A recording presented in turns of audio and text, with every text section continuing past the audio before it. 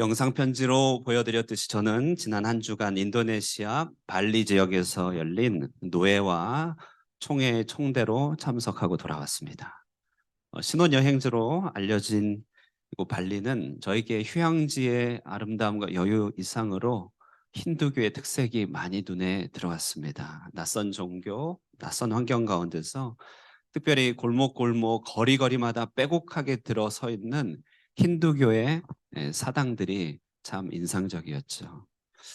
이들에게는 일상과 종교의 구분이 그렇게 없다고 합니다. 태어나면서부터 죽을 때까지 종교 안에서 살고 하루의 시작도 자그마한 예물을 땅에 올려놓고 시작함으로 그렇게 하루가 시작된다고 하죠. 일을 하는 가운데서도 이마에 종교적인 표식을 하고 일을 하고 언제나 경건하고 공손한 모습으로 생활하는 그들의 모습이었습니다. 선교사님으로부터 들은 얘기는 이들은 태어나면서부터 죽는 모든 순간까지 종교가 이들의 목표고 삶의 이유고 원동력이다 이렇게 얘기하시는 것을 들었습니다. 자, 여러분 21세기에 이게 웬 말인가요? 21세기의 이 과학 문명의 세계 속에서 아직도 인생을 종교에 이렇게 깊이 담가 놓는 사람이 있다는 게 무슨 의미일까요? 자, 이들이 미개해서 그런 것일까요? 저는 뭐 실제로 그런지는 모르겠지만 마을 곳곳마다 참 자연과 사원이 어우러진 그 땅에서 보니까 종교도 없이 자연도 멀리 떨어진 우리 도시민들의 삶이 무척 가련해 보였고 왜소해 보였습니다. 도리어 풍부한 영성과 자연의 아름다움 속에 살아가고 있는 그들의 모습이 우리로 하여금 손짓하며 절대자를 향하도록 하는 그런 하나님의 좀 부르심처럼 들렸죠. 비록 그들은 이방의 종교였지만 말입니다. 사실 우리 기독교인이야말로 정말로 모든 시간, 모든 공간, 모든 계기 때마다 하나님을 볼 수 있는 자들입니다. 지난 수요일에 윤성호 선교사님이 우리 교회 방문하셔서 예배에 대한 설교를 하였는데요. 그분이 그렇게 말씀하셨다는 것이에요. 우리는 예배를 드릴 때 꼭 마치 사람들이 극장에 가서 영화를 보듯이 예배를 드리는 경우가 많다.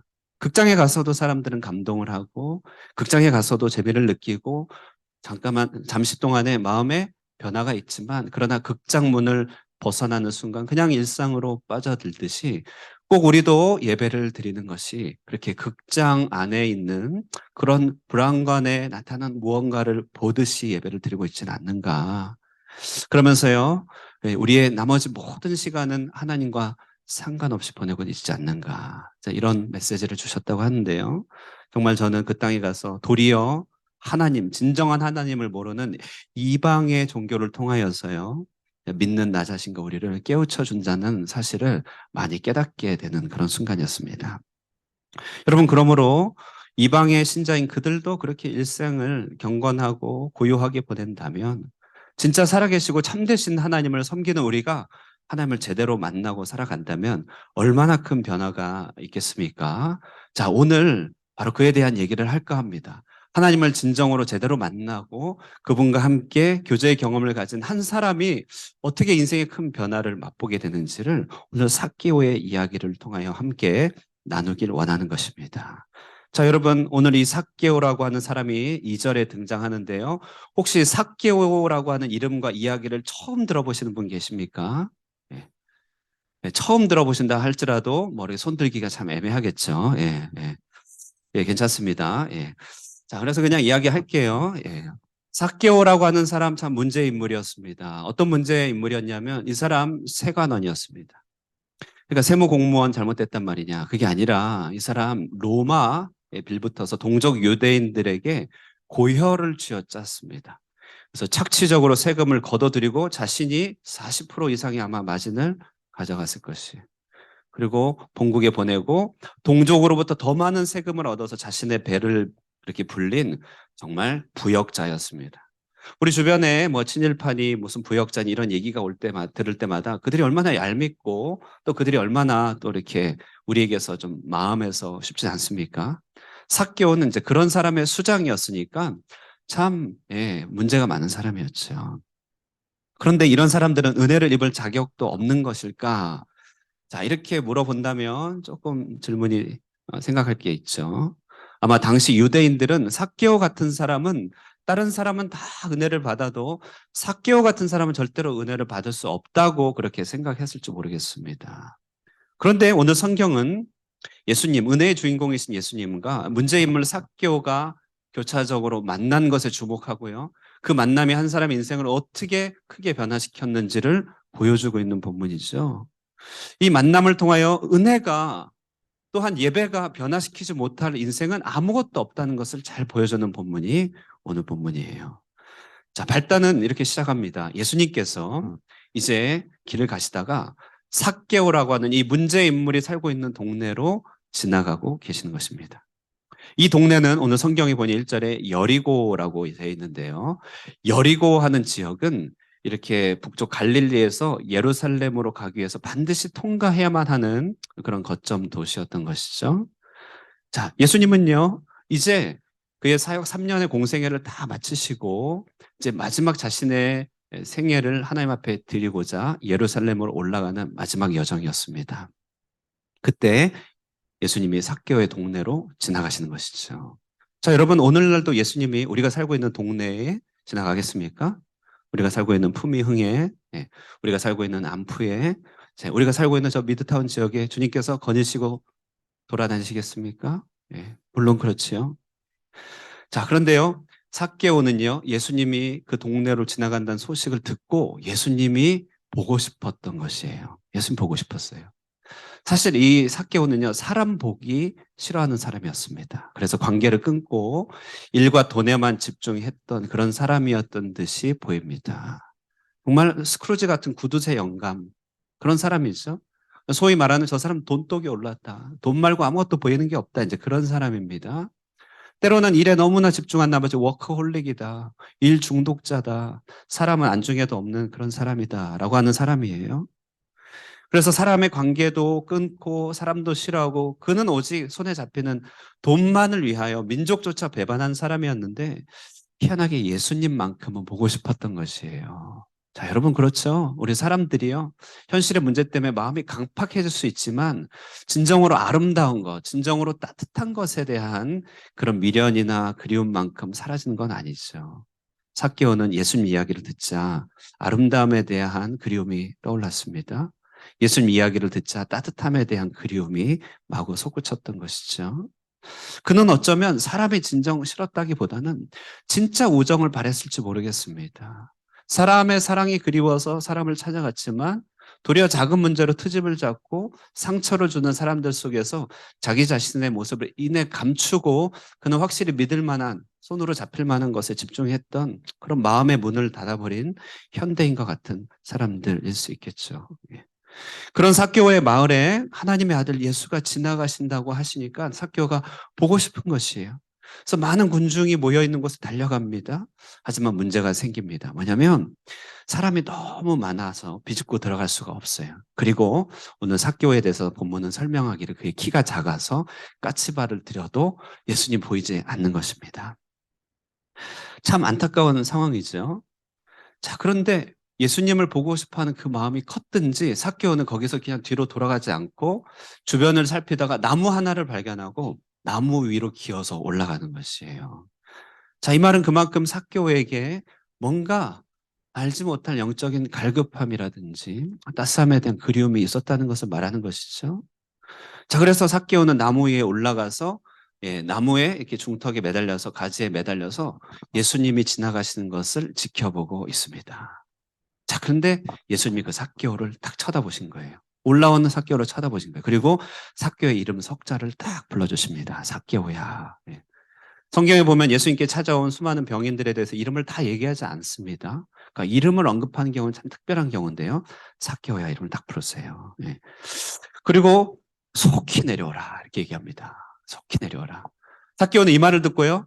급히 내려갑니다. 그리고 즐거이 주님을 영접하여 예수님이 너의 집에 유하야겠다 하니까 그 말씀 그대로 예수님을 자기 집에 유하게 만든 것이죠. 많은 사람들은 수군거렸습니다. 이 민족의 배반자 삭개오에게 예수님이 찾아가시다니 저가 뭘 하겠어? 뭐 예수님에게 부정 탈 것이야.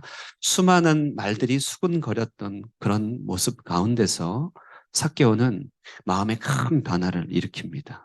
아주 자기 중심적인 삶의 시각에 갇혀있던 그가 자기밖에 안 보였고 자기의 삶의 울타리가 너무나 타이트했던 그가 주변 사람들에게 비로 손을 쭉 뻗고 자기 자신을 나누고 자기를 깨트리고 자기 자신을 진정으로 허물기 시작한 것이에요. 그러자 예수님이 말씀하시기를 이 집에도 구원이 임하였다 라면서 이가 아브라함의 자손이다 이렇게 얘기합니다. 누가는 이 삭개오의 이야기를 쭉 정리하고 한마디로 요약하는데 맨 마지막 절 10절에 이렇게 딱 요약해 줍니다. 10절 말씀 우리 한번 읽어보도록 하겠습니다. 시작. 인자가 온 것은 예, 아멘. 자, 여러분 우리 중에 혹시 내성적이라서 혹시 사람들에게 받을 상처가 두려워서 혹은 다른 사람들과의 비교 때문에 자기 자신을 그러니까 나라고 하는 존재를 떠나지 못한 경우가 있죠. 그러니까 우리가 우리 자신을 털고 떠나고 깨트려요. 사람들하고 연결이 되는데 그러지 못한 경우가 너무나 많이 있죠. 내 삶 혼자 건사하기 너무나 힘들고 하나님과 다른 사람을 위한 임팩트를 끼치지 못해서 고민하는 분들이 우리 가운데 있을 것입니다. 그렇다면 오늘 삭개오의 변화를 우리가 주목해야 되는 것이에요. 삭개오는 매국노라 이름하는 자 아니었습니까? 영혼을 팔아버린 파렴치 아니었습니다. 그러니까 이 정도까지 막 악한 존재가 아니라 할지라도 그의 삶은 어쨌든 알맹이가 너무 없었어요. 영적인 임팩트가 없었어요. 영혼이 가련한 존재였습니다.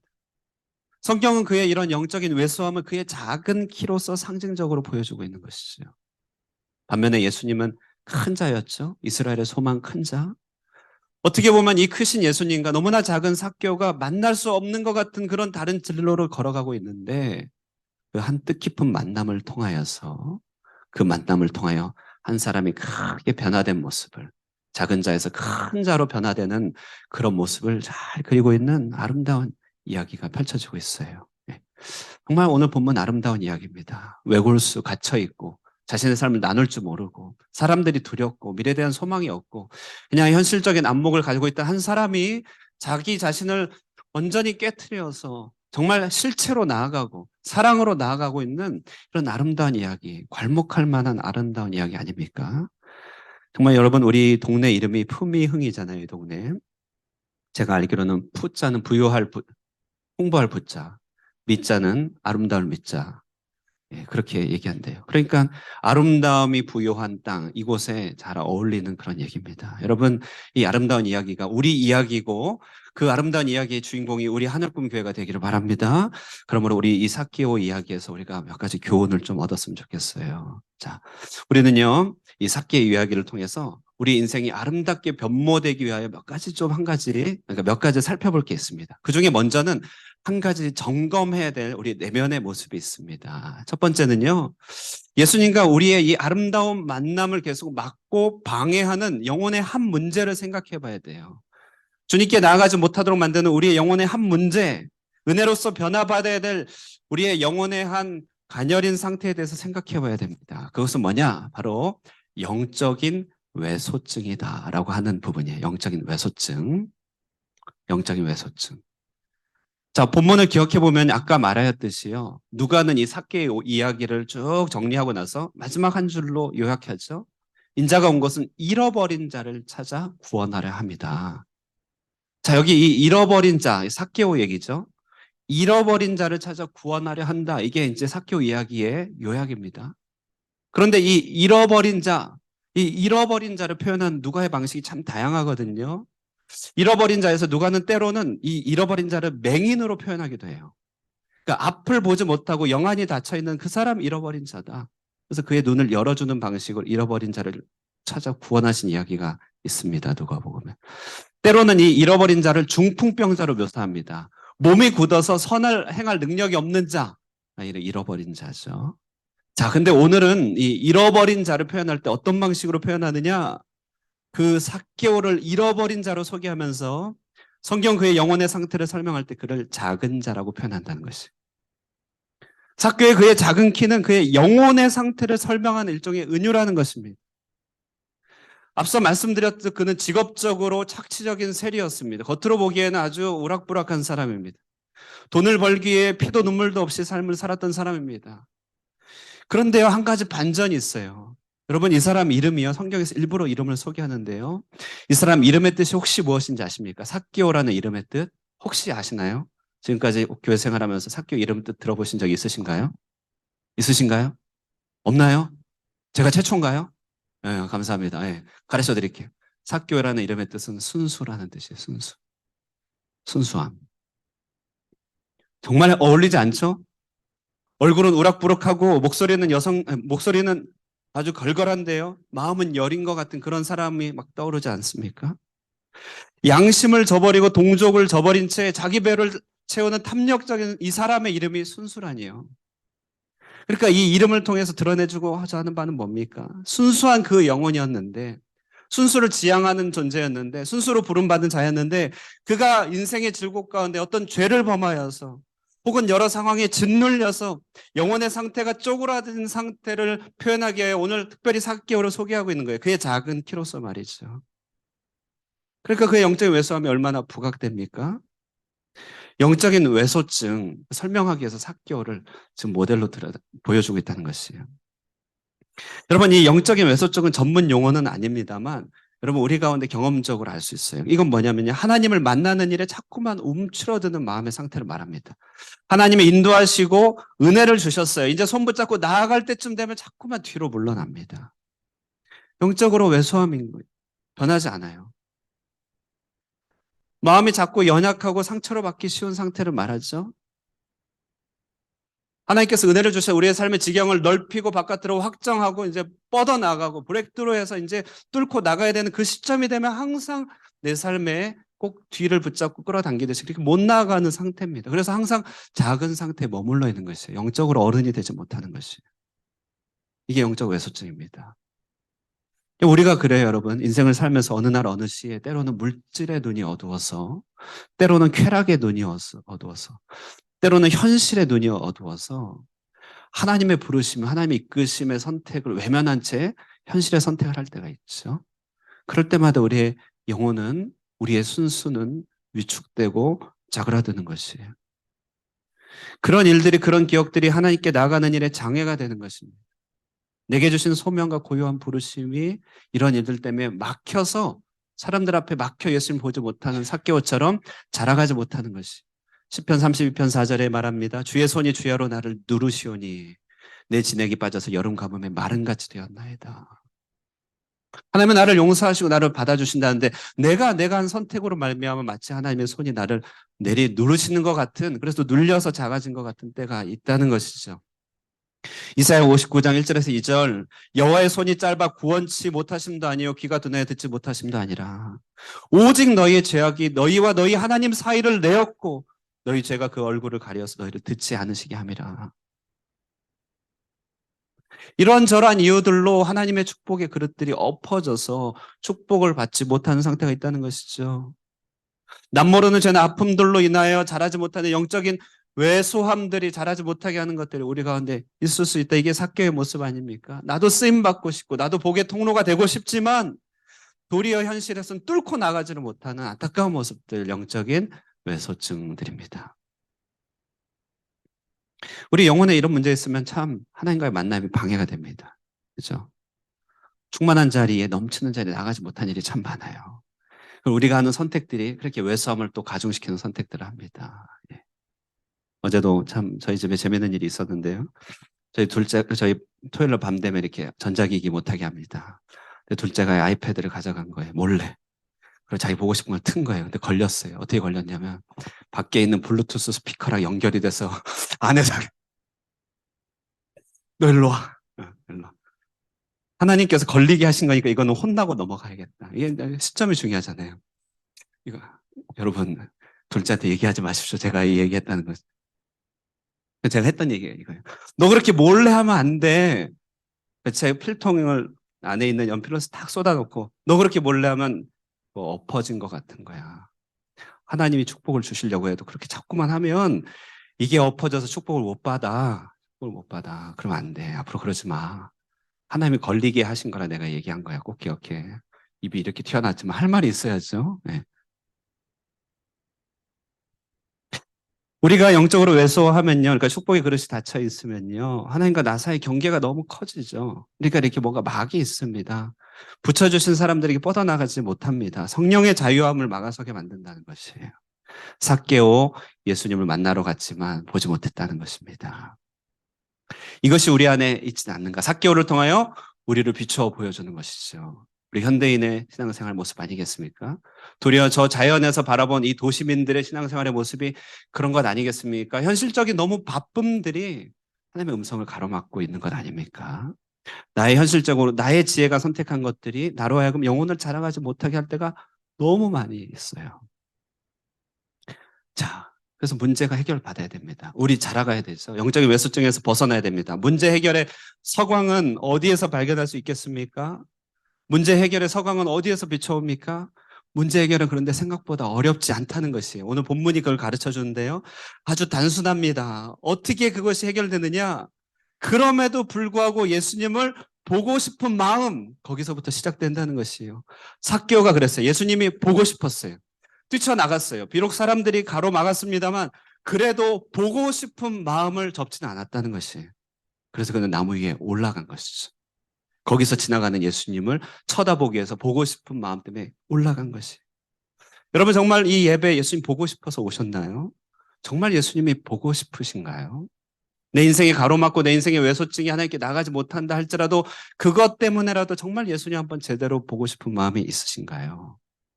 우리 녹색 계단 이렇게 올라오면요 꼭 뽕나무 위에 올라가는 것 같지 않습니까? 여러분 다 예수님 보고 싶어서 이 자리에 있는 줄 압니다. 아멘입니까? 제가 사역을 하며 설교를 준비할 때 예수님을 보고 싶은 마음이 없다면 내게 무엇이 남겠습니까? 뭐가 남겠습니까? 예수님을 보여주고 싶은 마음이 없다면 제가 하는 모든 일이 무슨 소용이 있겠습니까? 사역을 잘하고 교회가 부흥한다는 것, 은혜를 받는다는 것 무엇을 의미할까요? 무엇을 의미할까요? 요즘 우리 교회가 교회 보금자리에 대해서 이전에 대해서 기도하고 생각하고 있잖아요. 위원을 세워 기도하고도 알아보고도 있습니다. 자, 여러분 그런데 그곳이요. 그것이 어디든 주님을 더 잘 볼 수 있는 곳이 아니라면 그것이 주님을 더 잘 보여주는 것이 아니라면 우리의 모든 논의가 무슨 소용이 있겠습니까? 교회 본질은 그러므로 딱 한 가지인 것 같아요. 되게 쉬워요. 주님이 보고 싶다는 것입니다. 예수님의 그 영광을 보기를 원한다는 것, 그게 교회 아닐까요? 시편 27편 4절 말씀입니다. 내가 여호와께 바라는 한 가지 일 그것을 구하리니 내가 내 평생에 여호와의 집에 살면서 그의 아름다움을 바라보는 그것이죠. 성전에서 더욱 사모하는 그것이다라고 말하고 있습니다. 여러분 내가 보고 싶은 그것이 바로 내 영혼의 상태입니다. 내가 누군가 너무 보고 싶다면 그것이 나 자신입니다. 우리 마음에 예수님이 보고 싶다는 것은 이미 회복의 역사가 시작되었다는 것을 말합니다. 오늘 아침에 정말 여러분이 예수님 보고 싶다 이런 마음이 들었기를 정말 소망합니다. 내 힘으로도 내 능으로도 안 돼. 내 지혜로도 안 돼. 예수님 보고 싶어. 이런 마음이 여러분에게 있었기를 소망합니다. 여러분 이렇게 예수님이 보고 싶자 어떤 일이 생깁니까? 놀랍습니다. 예수님 보고 싶은 삭개오에게 예수님이 지나가시다 그 삭개오의 눈을 딱 마주치시는 것이에요. 저는 이 본문을 묵상하고 설교할 때마다 이 자리에 서면 숨을 멎는 것 같습니다. 보고 싶어서 몰래 올라갔는데 주님이 눈을 딱 마주칩니다. 여러분 누군가 눈 마주치는 거 쉽지 않잖아요. 예. 저도 여러분 눈 마주치는 거 쉽지 않습니다. 우리 새벽기도 오시면요. 우리 모든 분들이 다 이렇게 고개를 숙이고 말씀을 들어요. 눈 마주치기가 쉽지 않아요. 예. 삭개오는요. 몰래 올라갔어요. 그러나 보고 싶었어요. 근데 주님이 그를 딱 쳐다보세요. 딱 쳐다보고 어찌 보면 삭개오 반쯤 감추고 싶었던 그의 이름, 부끄러움으로 얼룩진 그 순수라는 이름 석자를 다시 정확하게 불러줍니다. 삭개오야 내려와라. 삭개오야 내려와라. 날 보기 위하여 나무 위에 올라간 삭개오야 내려와라. 날 보기 위하여 이곳 하늘꿈교회에 걸어 나온 너 형제나 김형제나 내게로 와라. 주님을 보기 위하여 무거운 발걸음을 이끌고 예배 자리에 온 누구누구야 이름을 불러주신다는 것이죠. 여러분 정말 주님은 아세요. 보고 싶은 마음이 메시지입니다. 사람에 따라서는 큰 소리를 내면서 주님 보고 싶다고 외칠 수도 있겠지만 삭개오처럼 이런 인생길을 걸으면서 감히 주님 앞에 소리도 내지 못하고 여러 가지 이유로 목소리 못 내는 사람도 있어요. 그러나 주님은 그의 발걸음을 다 보세요. 그리고 그 발걸음을 소리로 다 환산해서 들으십니다. 그러므로 주님을 만나기를 원하고 주님을 정말 보고 싶어하는 자들은 주님이 그 사람에게 눈을 맞춰주실 것이라는 확신 가운데 머물러 있을 수 있어야 된다는 것이죠. 교회까지 왔다가 예수님 눈 한 번 못 마주치고 다시 돌아가는 일이 없기를 간절히 당부합니다. 잠언 8장 17절에 말합니다. 나를 사랑하는 자들이 나의 사랑을 입으며 나를 간절히 찾는 자가 나를 만날 것임이라. 누가 만난다고요? 나를 간절히 찾는 자가, 보고 싶은 자가 만난다는 것입니다. 주님이 보고 싶어서 주님의 영광을 사모하면서 발걸음을 옮기는 저와 여러분들에게 오늘 고개를 들려 돌아서 여러분을 바라봐 주시게 될 것을 확신합니다. 자, 이런 가운데 이제 이야기는요, 삭개오 인생에 나타난 극적인 변화로 넘어갑니다. 이제 예수님의 부름을 받고 내려가 주님을 영접하지요. 예수님을 영접한 뒤에 삭개오가 했던 말이 아주 걸작이에요. 8절 말씀 한번 읽도록 하겠습니다. 한번 읽겠습니다. 시작.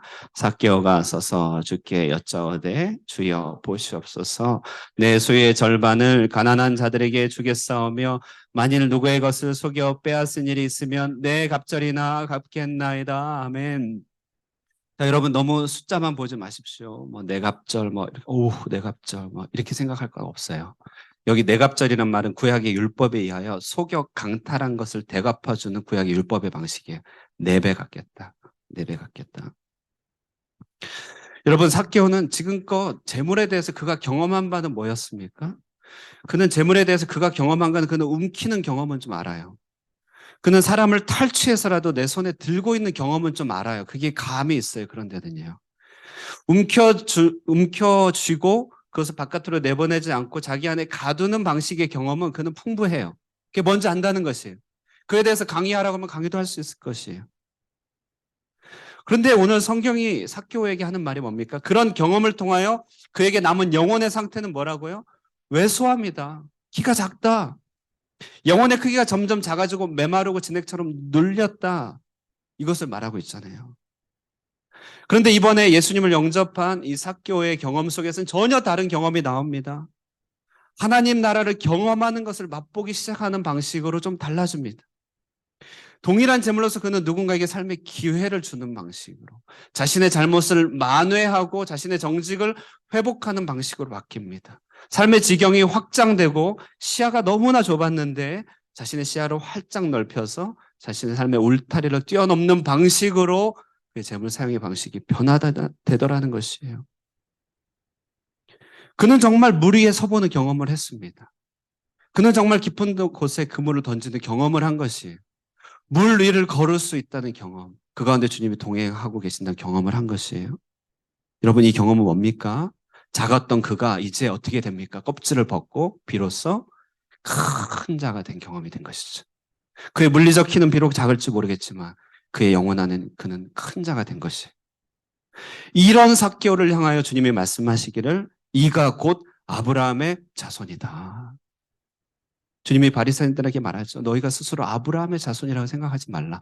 돌들로도 아브라함의 자손이 될 수 있다고 하잖아요. 누가 아브라함의 자손입니까? 영적인 외소증에 갇혀있던 그가 인생의 변화 가운데서 큰 자로 변해갈 때 아브라함의 자손이다 말하고 있는 것이에요. 성경은 의외로요. 예수님의 삭개오와 나눈 대화 내용을 건너뜁니다. 논리적으로 설득하지 않았다는 것이에요. 주님이 함께 있는 것 자체가 변화의 시작이라는 것입니다. 여러분 그러므로 여기서 말하는 바는 무엇입니까? 예수님을 만난 삶에는 진정한 변화의 능력이 있다는 것을 우리는 알아야 됩니다. 저는 이 변화의 능력, 예수님을 만난 삶을 이 시간에 예배라는 것으로 설명드리고 싶습니다. 주님은 모든 대화를 일일이 시시콜콜하게 얘기하지 않았습니다. 그러나 주님이 함께 있음으로 말미암아 하늘의 모든 부요가 삭개오에게 임하는 것을 경험하게 됐죠. 이것을 예배라고 하죠. 오늘 본문을 통하여 자세히 잘 보면 그러므로 삭개오의 인생 가운데 예배가 시작됐다는 것을 보여주는 것이에요. 여러분 정말 그렇습니다. 예배는 우리를 쳐다봐 주시는 주님을 만나는 공간이죠. 우리와 함께 우리의 내면에 유하시는 주님의 발걸음을 경험하는 것이 예배입니다. 베드로, 야고보, 사도 바울 이들도 한때는 다 작은 자들이었습니다만 그러나 이들은 초대교회를 이끄는 큰 자로 변모됩니다. 그들이 어떻게 그럴 수 있었을까요?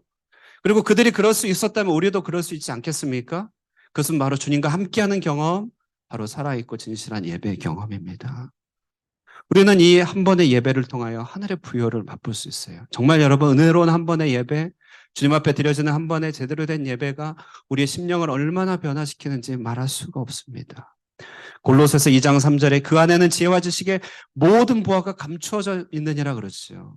예배 가운데 저마다 성령께서 서치하시는 만지심을 통하여 우리는 말씀이신 하나님을 만나게 됩니다. 나를 찾아오셔서 내 마음을 만지시는 하나님을 우리는 경험하게 됩니다.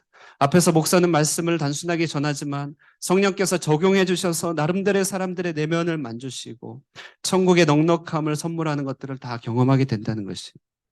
고린도전서 3장 21절 22절 그런즉 누구든지 사람을 자랑하지 말라. 만물이 다 너희 것임이라. 예. 하나 넘겨주시겠어요? 예. 고린도전 3장 21절 22절 그런즉 누구든지 사람을 자랑하지 말라. 만물이 다 너희 것임이라. 바울이나 아볼로나 게바나 세계나 생명이나 사망이나 지금 것이나 장래 것이나 다 너희 것이요. 주 안에서 이 땅의 모든 것들이 우리에게 선물로 주어졌음을 우리는 예배 가운데 직감할 수 있다는 것입니다. 예수전도단의 한 간사님이요 단체 본부가 있는 스위스 로잔에서요. 로잔 맞은편에 그러니까 맞은편에 건너편에 보이는 기가 막힌 장면을 보면서요. 감탄했다고 해요. 너무너무 아름답다는 것이에요. 그러면서 감탄하면서 하나님 너무 아름답습니다. 너무 아름답습니다. 하나님 정말 대단하세요. 이렇게 고백을 했대요. 근데 잠시 후에 이런 음성이 메아리쳐 들리는 듯 하더랍니다. 얘야, 저 풍경이 아름다워 보이니? 네, 하나님 너무 아름다워요. 그런데 나는 네가 더 아름답구나. 이렇게 얘기했다는 것이에요. 이번에 인도네시아에서요. 한 노 목사님을 만났어요. 여러분, 네, 우리 교회도 한번 방문하신 분이신데요. 네. 그 목사님이 이런 말을 하더라고요. 인생은 비교급이 아니라 최상급입니다. 한 번에 들어오는 얘기는 아니지만 가만히 생각해 봤어요. 그러니까 인생은 비교 대상으로 판단될 수 없다는 것이죠. 예수님과 함께하는 그 인생은 하나님 보시기에 언제나 최상급이라는 것이에요. 하나님 앞에서 최상급이 아니었던 적이 한 번도 없다는 것이에요. 주님은 우리를 최상급으로 안 본 적이 한 번도 없습니다. 삭개오가 그랬어요. 그는 기에 눌려서 자기 죄에 눌려서 외수해질 대로 외수해진 모습이겠지만 그래서 사람들 속에 비교적 밀려났습니다만 그러나 그 모든 사람들 가운데 주님은 삭개오를 최상급으로 본 거예요. 눈을 마주치셨어요. 그의 이름을 불러주셨어요. 삭개오야 속히 내려오라고 말씀하신 것입니다. 여러분 이처럼 우리는 예배 가운데 은혜의 능력을 맛봅니다. 주님을 보고 싶은 마음 가운데 하나님의 터치가 임합니다. 그것 또한 사모해야 됩니다. 성령으로 영혼을 새롭게 합니다. 사랑으로 어루만져 주심을 경험합니다. 그러니 그를 왜소하게 만드는 모든 두려움이 사라져 버리는 것이죠. 이제 주님 붙들고 물 위로 걸어갈 볼 만한 용기가 생기는 것입니다. 우리 시대는요. 자, 우리 교회 빼고는 아마 사람들 앞에 큰 자가 되도록 하기 위하여 삭개오의 길을 강의해 주고 있는지 모르겠습니다. 여러분이 한번 배운 것들 한번 되새겨 보세요. 세상 앞에 큰 자가 되기 위해서 세상은 어떤 원리를 가르치고 있나요? 삭개오의 길을 걸으라고 가르치고 있어요. 인정사정 볼 것 없죠. 움켜야죠. 혼자라도 그렇게 버텨야죠. 상처가 될 것 같으면 손도 대지 마. 힘들어질 것 같으면 나서지도 마.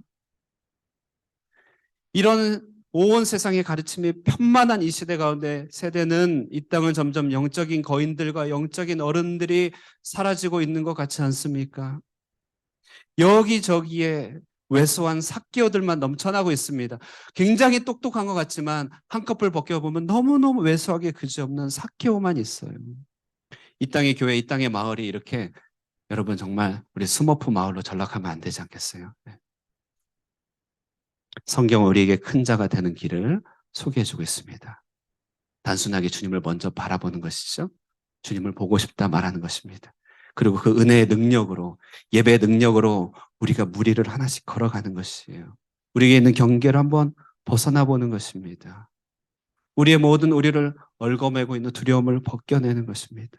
그렇게 한 걸음씩 한 걸음씩 나아가는 것이죠. 이제 우리는 이제 일상을 살아갑니다. 어제까지 발목을 잡은 그런 여러 영적인 왜소함이 여전히 우리를 가로막을 수 있습니다. 당장 집에만 가도 그럴 수 있습니다. 예배를 끝나고 가면 다 잊어버릴 수 있습니다. 그럼에도 불구하고 여러분, 그 이름 석자 삭개오를 기억하세요. 변화 가능합니다.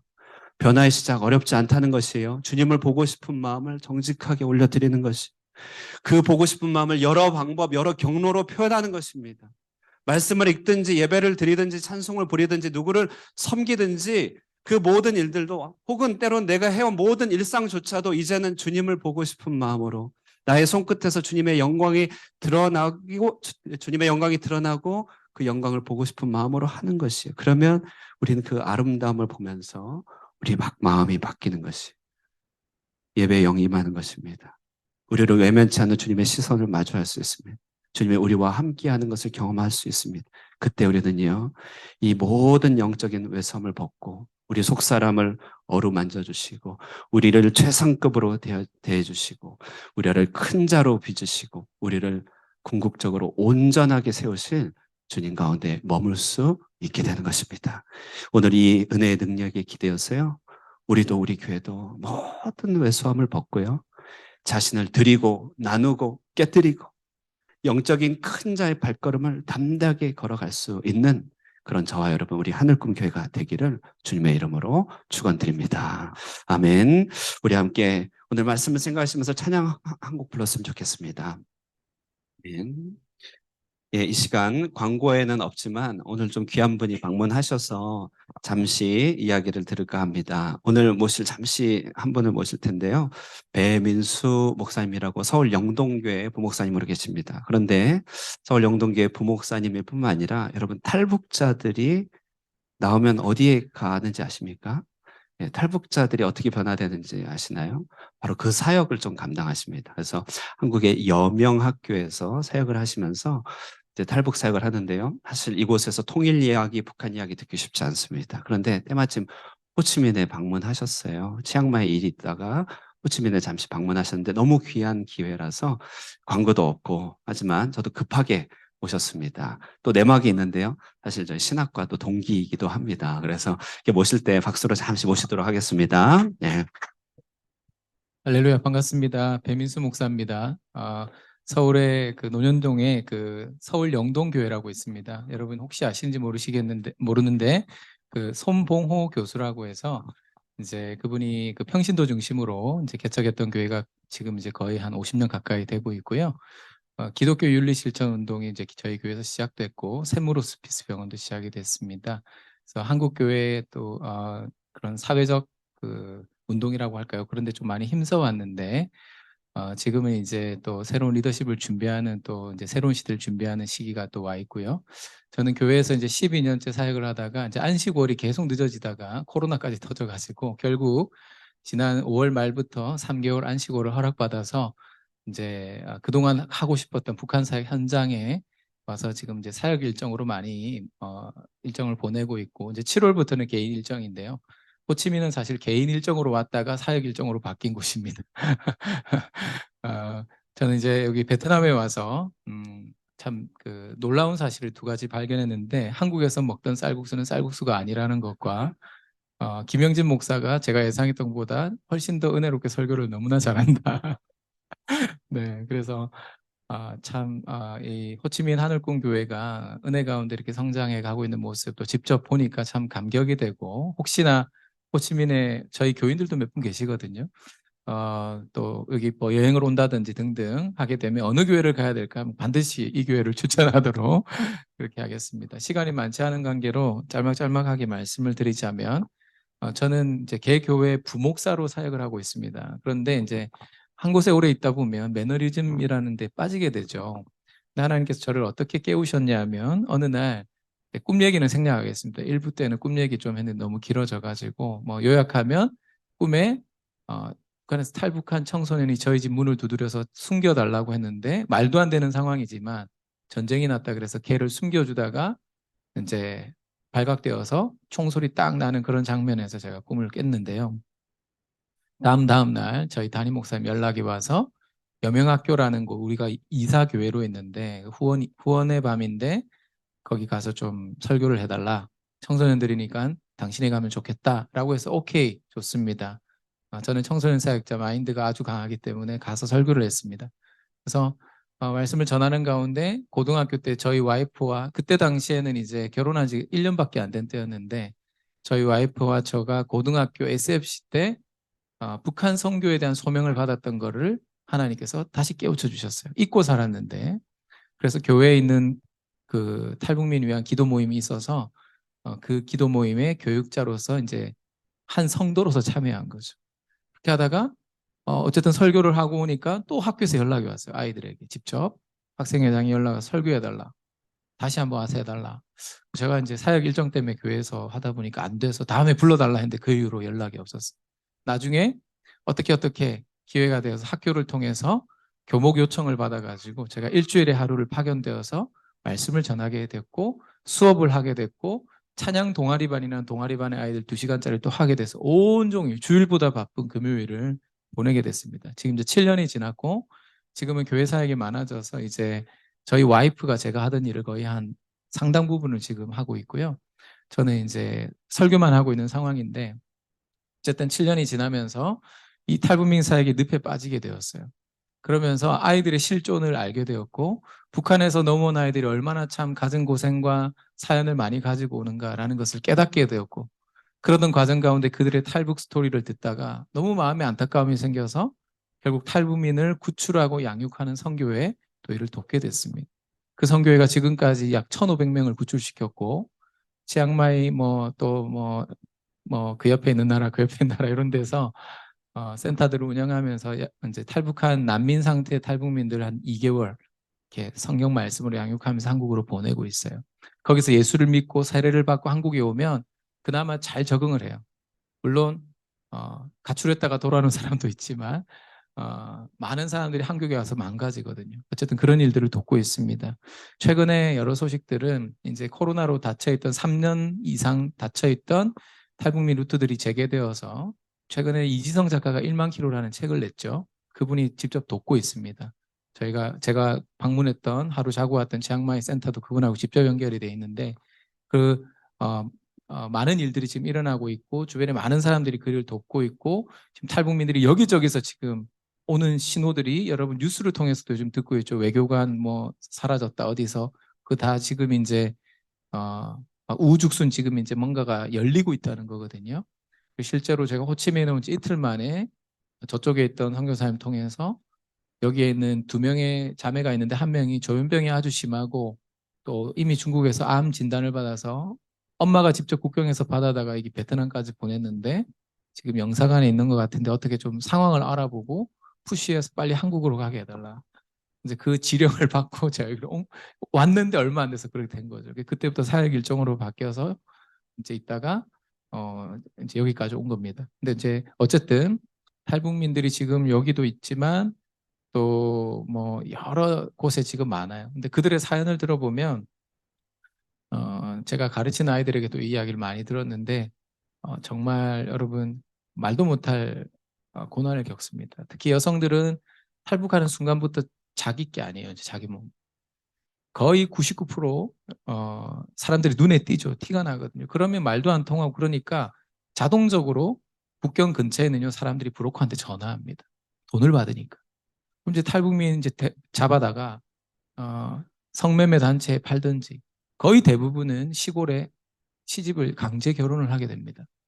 그래서 제가 만난 아이들도 뭐 10대 나이에 벌써 우리 오늘 중고등부 예배 제가 말씀 전했는데 우리 예원이 또 지우 이런 아이들 같이 이렇게 14살, 5살 이런 6살 이런 아이들이 40대, 50대, 심지어 60대 이런 사람들에게 시집을 가요. 아이를 낳고. 그러다가 와서 예수 믿고 어느 날 떼굴떼굴 구르면서 목사님 어떡하냐고 하면서 울고불고 합니다. 왜요? 이제 말씀을 듣고 믿음이 들어가고 하나님의 은혜를 깨닫게 되는 순간 이제 자기가 낳고 온 아이가 생각이 나는 거죠. 그래가지고 이 아이가 나를 버리고 간 엄마를 원망하면 어떡하나. 그리고 그 아이는 중국에서 절대 예수를 못 믿을 텐데 얘가 지옥 가면 어떡하나. 이것 때문에 이제 얘가 힘들어지는 거죠. 이제 그런 아이들 무수히 만납니다. 탈북 과정 가운데 손을 잡고 강을 건너다 언니 손을 놓쳤는데 언니는 북한은 자기는 중국에 이제 한 거죠. 그래서 그 언니 이제 구출해 내기 위해서 막 돈을 모으고 이런 아이들 또 엄마가 자기 누나도 데리고 오겠다 해가지고 다시 한국 갔다가 중국으로 들어갔다가 잡혀서 북송돼서 생사를 확인할 길이 없어 기자회견하고 막 이랬던 아이도 있고요. 별의별 사연들을 가진 아이들이 있어요. 여러분, 이 모든 일들이 제가 지금 수위를 상당히 낮춘 거거든요. 지금 교회이기 때문에. 이걸 만약에 있는 그대로 뭔가 조금 더 하드하게 이야기하면 여러분들 잠을 못 자실 거예요. 그래서 이런 많은 분단의 현실의 이런 비극들이 지금 여러분 이 한반도의 분단으로 말미암은 거라는 거예요. 여전히 여러분 이 땅의 고통은 현재 진행형이고 또 어떻게 보면 땅끝은 저 멀리 있는 나라들이 아니라 1시간만 차 타고 가면 국경에 닿을 수 있는 또 2시간 반만 차 타고 가면 평양에 갈 수 있는 이렇게 가까이 있는데도 우리가 갈 수 없는 저 땅이 땅끝이 아닌가. 하나님의 선교적 관점에서 그렇게 볼 수 있다는 것입니다. 그러나 한 가지 우리가 소망을 가질 수 있는 것은 지금 제가 만난 우리 탈북민 아이들, 또 제가 오늘 우리 중고등부에서 만난 아이들, 또 한국에서 제가 올 3월까지 13년, 그러니까 전도사 때부터 시작하면 23년 동안 중고등부 사역을 늘 해왔거든요. 제가 쭉 만나왔던 이 아이들이 바로 여러분 다가올 통일 시대의 주인공이 될 세대라는 것입니다. 말하자면 통일 세대입니다. 제가 이걸 왜 이야기하냐면 기도해야 되기 때문이에요. 여러분의 자녀들의 문제이기 때문이고 여러분의 문제일 수도 있는 거죠. 저희 선교회, 제가 통일소망선교회라고 아까 구출하는 단체 제 이사 겸 내부 감사로 지금 섬기고 있습니다. 그리고 현장에 가끔 갑니다. 직접 탈북민 만나기도 하고 한국에 정착하는 탈북민 제 측면에서 돕고 있습니다. 그런데 여러분 그 선교회 지금 메인 리더들이 지금 어디 있냐면 지금 브라질에 있어요. 여러분 브라질에 어떤 일이 일어나고 있냐면 한 장로교단입니다. 여러분 장로교단은 크지 않아요. 그 동네에서. 그런데 상파울루에만 100명의 선교사 후보생이 NK 선교, 북한을 위해서 준비하겠다고 한국말을 배우고 있습니다. 상파울루에서 한 교단이. 그래서 선교사님들이 지금 벌써 한 주 이상 머물면서 그 도시들을 막 다니면서 북한 선교를 알리고 동원한 그 헌신된 사람들에게 가르쳐 주고 있어요. 뭘 위해 기도하고 준비해야 될지. 브라질에서 수천의 사람들이 지금 노스 코리아를 생각하면서 선교사를 준비하고 있어요.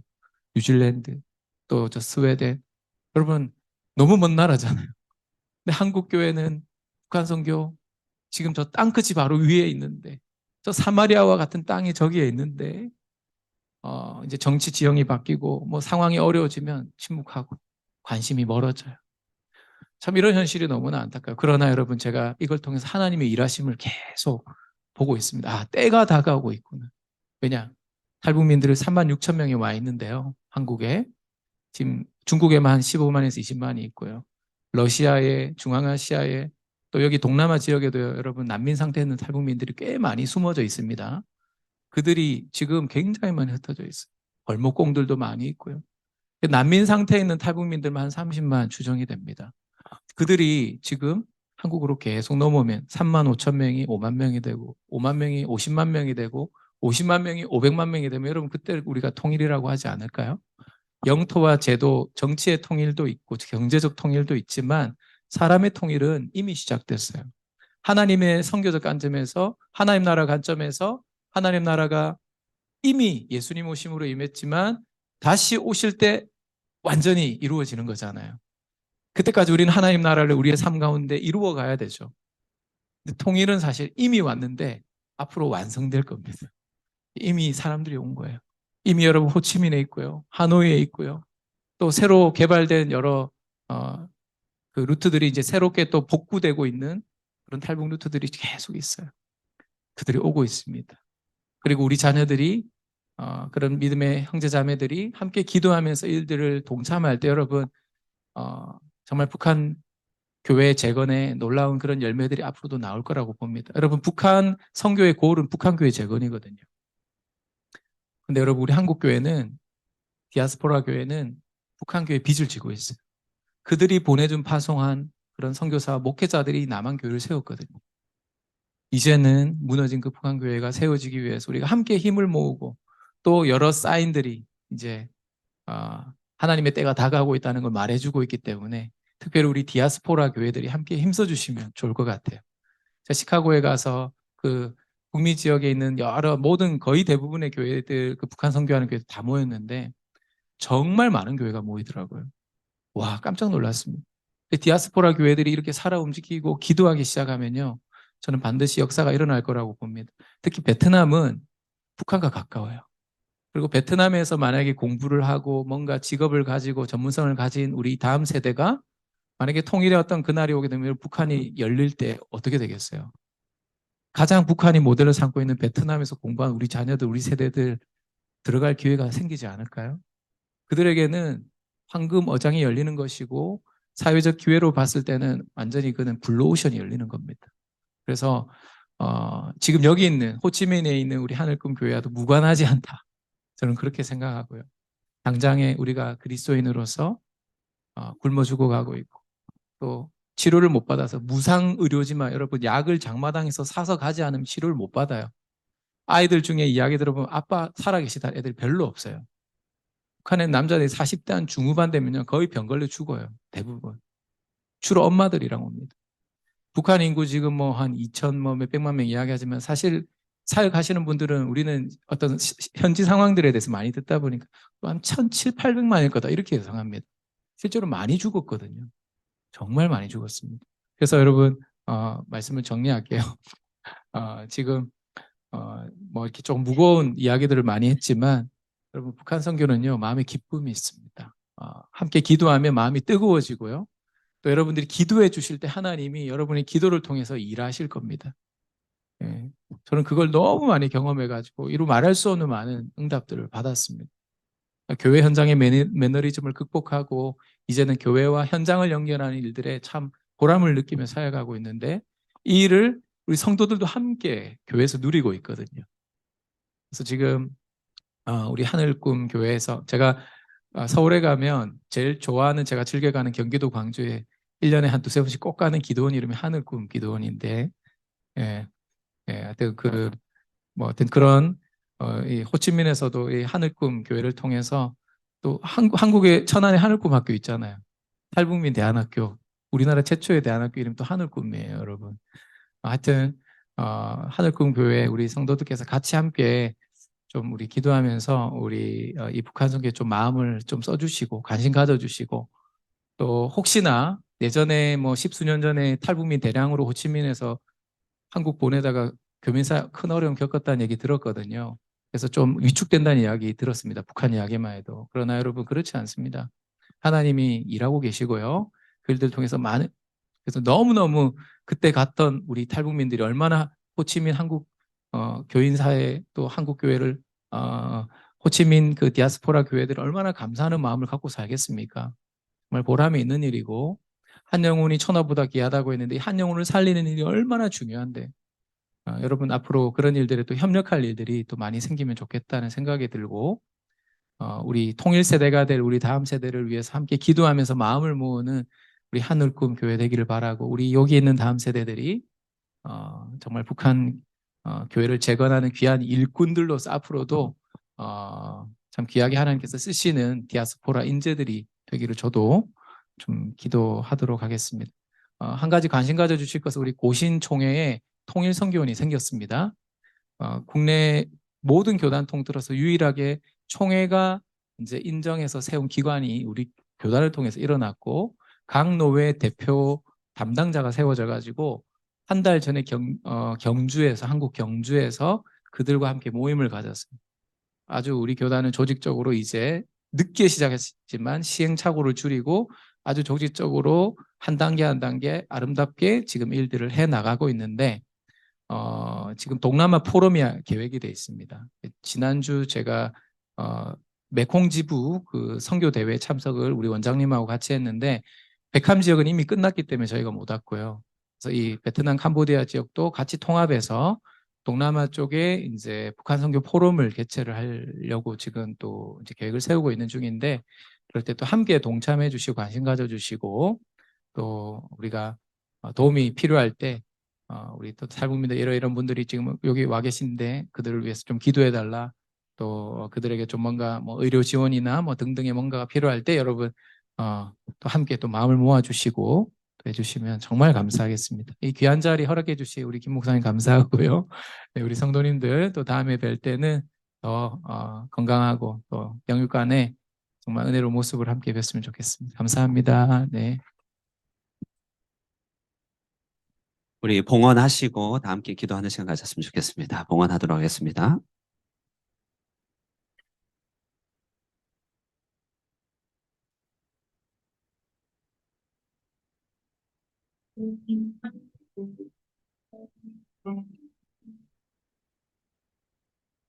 내게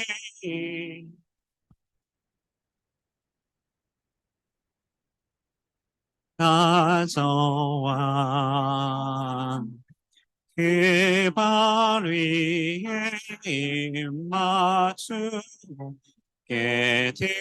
드립니다.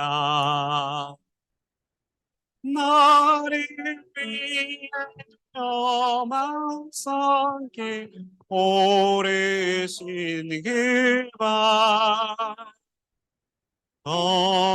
걸음마다 그 신사랑 새겨 우리 다 함께 일어나서 찬양합니다.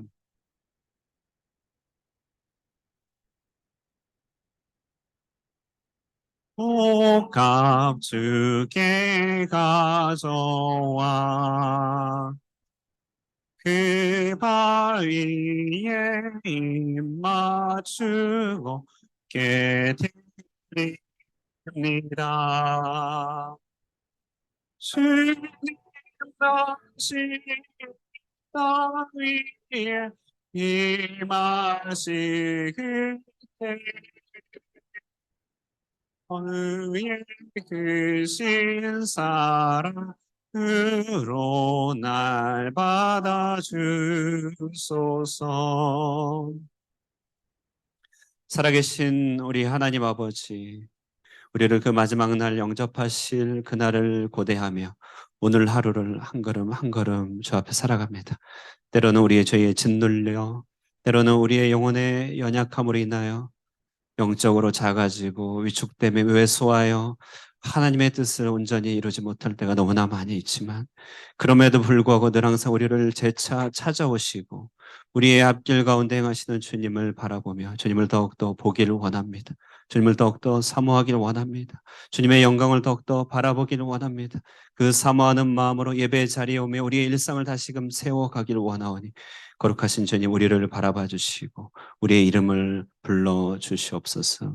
지난 한 주간의 우리의 삶을 주님 앞에 올려드리며 이 시간에 우리의 온 심령을 다하여 주님 앞에 예물을 올려드립니다.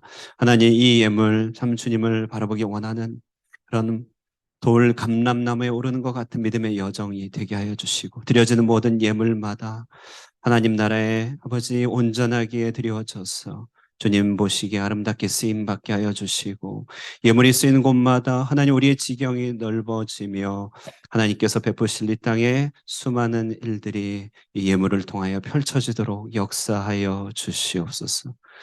특별하게 하나님 오늘 우리 민족의 아직도 남아있는 우리의 과제인 통일에 대해서 생각해 보게 됩니다. 하나님 잠시 있고 우리 일상 가운데 머물러 있지만 잊혀진 우리의 분단의 현실들, 우리의 동포의 현실들을 생각해 보게 됩니다. 우리가 마음껏 웃을 수 없고 우리가 마음껏 즐겨 할 수 없는 것은 우리에게 붙여주신 하나님 민족의 아픔이 있음을 생각해 보게 됩니다. 그러므로 하나님 주께서 주의 종 보내주셔서 하나님의 마음을 나눠주실 때 하나님 우리도 그 마음 주님의 음성도 마음에 품고 기도하며 북한을 생각할 때마다 통일을 생각할 때마다 주의 종 생각하며 기도하며 동역하게 하여 주시고 우리에게 주어진 아버지 이 땅의 과제들 이 민족의 과제들 외면치 않고 잘 수행하며 무엇보다 우리 자녀들이 통일 세대를 잘 준비하는 자녀로 잘 길리어지도록 축복하여 주시옵소서. 오늘 이 예배 주님 앞에 신령과 진정으로 올려드리기 원합니다. 주님 기뻐 받으시고 우리의 모든 한 주간의 삶 가운데 동행하여 주시고 우리의 삶을 주님께서 축복하여 주시기를 바라고 예수님의 이름으로 기도드리옵나이다. 아멘.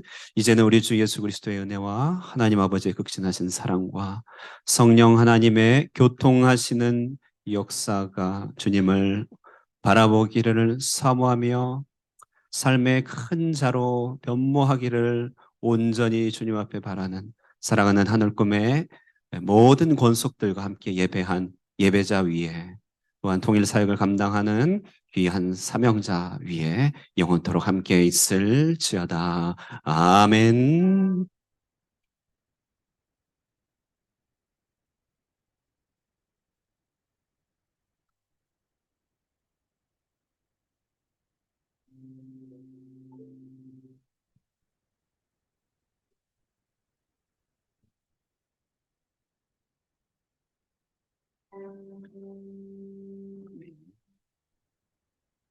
아멘. 우리 주님을 바라봅시다. 인사 나누면서 자리에 앉겠습니다. 예, 인사 나누겠습니다. 시작.